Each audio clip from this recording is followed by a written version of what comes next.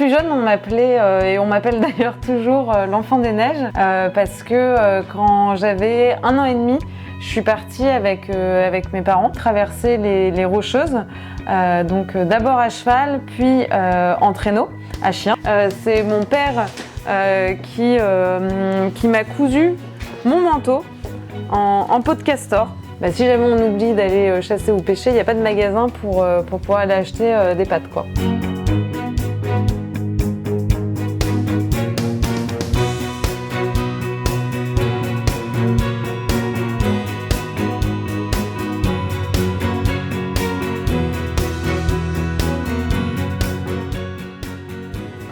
On a grandi là, on a été à l'école ici. On ne se rendait pas compte à ce moment-là de la chance. Quand j'avais 1 an et demi, je suis partie avec mes parents traverser les Rocheuses, donc d'abord à cheval, puis en traîneau, à chien. Donc mon père, ma mère et moi, loin de tout magasin, de toute maison, de tout chauffage ou même eau.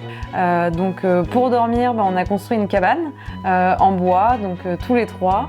En hiver, on était aussi dans une tente dans laquelle il y avait un petit poêle à bois. On a eu, on va dire, 3 grandes phases dans notre vie. Montagne a eu cette phase Grand Nord. Ensuite, on a vécu tous les deux ici jusqu'à nos 12 ans. Et ensuite, on est tous les deux partis pour plusieurs raisons faire nos études à Paris. C'est vrai que c'est un moment où on s'est un peu aussi déconnecté d'ici. Et ensuite, il y a eu le confinement. Et donc, on est revenu directement dès qu'il y a eu l'annonce d'Emmanuel Macron. Moi, ça a été une bouffée d'oxygène et je me suis dit, je suis tellement contente d'être revenue. Et c'est la raison pour laquelle, au final, on n'en est jamais reparti, quoi.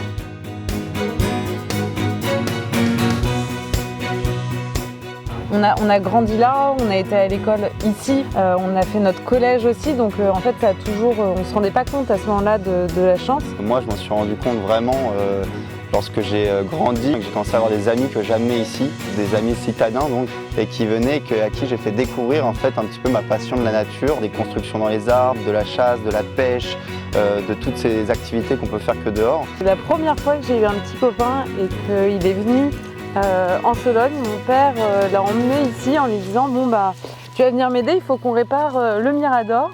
Donc on est au pied de ce Mirador et qui reste un peu un endroit quand même fétiche pour nous. Ici on surplombe tout et de pouvoir faire partager ça à des personnes qui n'ont pas l'habitude de voir ça en emmenant une bonne petite bouteille de rosé et puis un bout de saucisson, c'est quand même assez génial.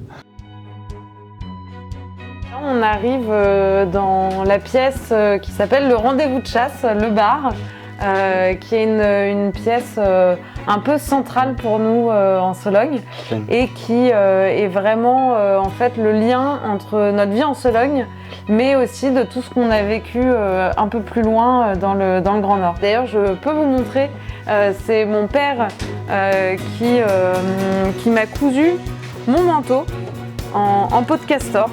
Donc il est un petit peu abîmé depuis le temps, il a quelques années.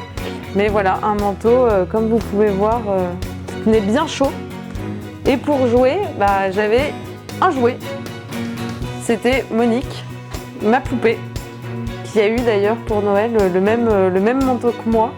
Et après, pour se nourrir, il y avait 3 choses. Il y avait la cueillette, la chasse et la pêche. C'était un petit peu l'occupation principale de la journée en fait. Si jamais on oublie d'aller chasser ou pêcher, il n'y a pas de magasin pour pouvoir aller acheter des pâtes, quoi.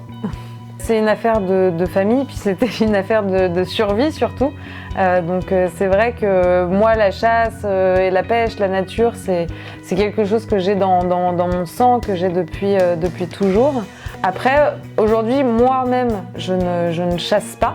En revanche, je défends la chasse et aujourd'hui je travaille dans ce domaine-là pour justement l'expliquer.